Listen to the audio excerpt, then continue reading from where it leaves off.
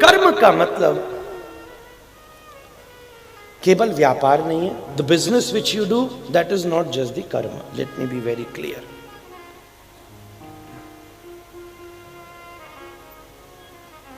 लोग कहते हैं मैं चैरिटी करता हूं। चैरिटी कर्म योग का एक हिस्सा है, एंड एवरीथिंग इज चैरिटी। यहां बैठना भी वेलफेयर है। आप समझोगे महाराज जी आप बकड़ बकड़ कर रहे हो, इसमें क्या वेलफेयर है? मैं अगर यहां बैठकर आपको पानी पिला रहा होता तो विज्ञान कहता है पानी आपके शरीर में 1 दिन तक रहता है। मैं अगर आपको यहां बैठकर भोजन खिला रहा होता तो भोजन आदमी के शरीर में 3 दिन तक रहता है। पर इस मंच से मिली कोई एक अच्छी बात आपके जीवन में अंतिम श्वास तक रह सकती है। सुभाषित का दान सबसे बड़ा है। अब बताओ कौन सा बड़ा वेलफेयर है?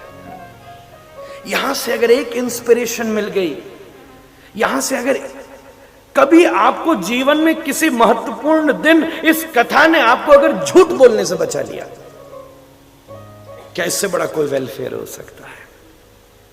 वो कर्म योग का एक हिस्सा है, पर बस वही कर्म नहीं है। एक और चीज समझिएगा, मैं बहुत सारे आज पहलू रखने वाला हूं और टेक्निकल भी हैं, तो I need your attention. Gita ने मुख्य रूप से 3 हिस्सों में बांटा। मैं अभी श्लोकों पर नहीं जा रहा, एक पूरा एनालिसिस आपके बीच व्यक्त कर रहा हूं। आज का श्लोक मुख्य है, पर जब तक कर्म नहीं समझाऊंगा तब तक कृष्ण की ये बात कैसे समझ में आएगी कि अपना कर्म कर, कर्मण्ये वाधिकारस्ते मां फलेषु कदाचन। पहले कर्म तो समझिए, फिर बात करेंगे कि अपना कर्म कर और फल छोड़ो।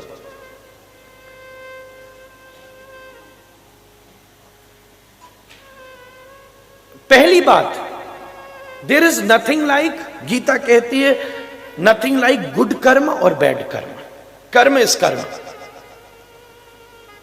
गीता ने 3 हिस्सों में बांटा, सारे के सारे विषय को 3 हिस्सों में वितरित किया। कर्म, विकर्म और अकर्म। कर्म करेक्ट एक्शन, विकर्म फॉरबिडन एक्शन और फॉरबिडन कर्म, और अकर्म मतलब इनएक्शन। कर्म से निवृत्ति अकर्म है। गलत कर्म विकर्म है और ठीक कर्म कर्म है। तो कर्म का मतलब है ठीक करना, पहली बात। जब तक आप ठीक काम नहीं कर रहे, इसका मतलब आप कर्म भी नहीं कर रहे हैं। ये गीता का एनालिसिस है। एक जनरल कर्म के प्रति जीव का विचार है। कर्म का मतलब होता है somewhere close to what Newton have said, every action there is equal and opposite reaction. Newton ने कहा हर एक्शन का एक रिएक्शन होता है। जो उसने कहा वो बिल्कुल ठीक है, बस एक ही अंतर है, उसने कहा इक्वल एंड ऑपोजिट रिएक्शन। हम ऑपोजिट रिएक्शन को मानते हैं पर उसकी इक्वलिटी को नहीं मानते, because it can change, it can not be equal, it can change. तीसरी बात महत्वपूर्ण समझिएगा, बहुत ध्यान चाहिए आपका। कर्म का मतलब केवल एक्शन नहीं है। कर्म का एक मतलब यह भी होता है the motive behind your action.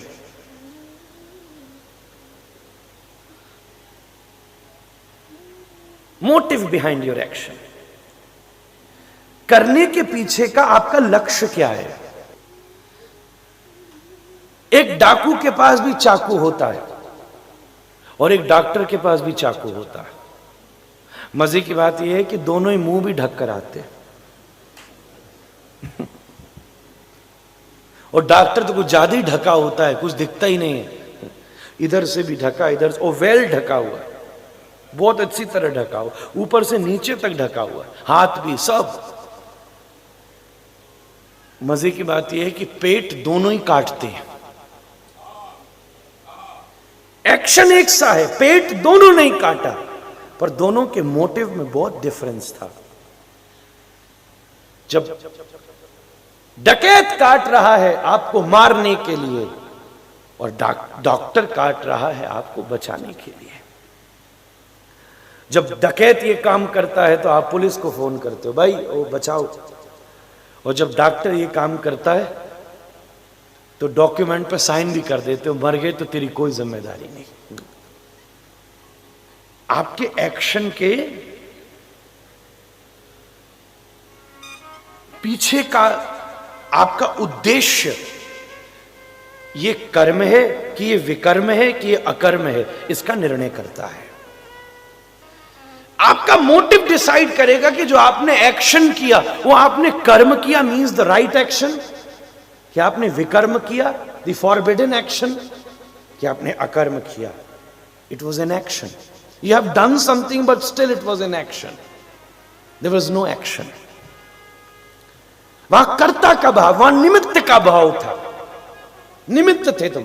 In action का मतलब किया मैं नहीं, पर वो निमित्त था, मैं उसका भोक्ता नहीं था। तो आपका मोटिव निर्णय करता है कि आपने जो एक्शन किया वो कर्म है कि वो विकर्म है कि वो अकर्म है। धर्म की जरूरत मोटिव पर पड़ती है, इसलिए कल के बाद आज की कथा हो रही है। पहले कर्म की बात नहीं हुई, पहले धर्म की बात हुई।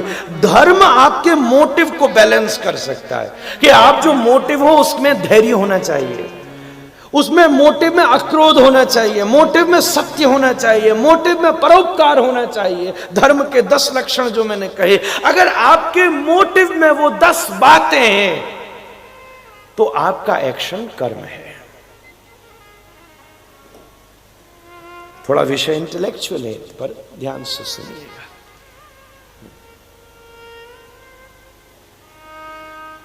आप इस कृत्य को क्यों कर रहे हो, यही कर्म की परिभाषा है।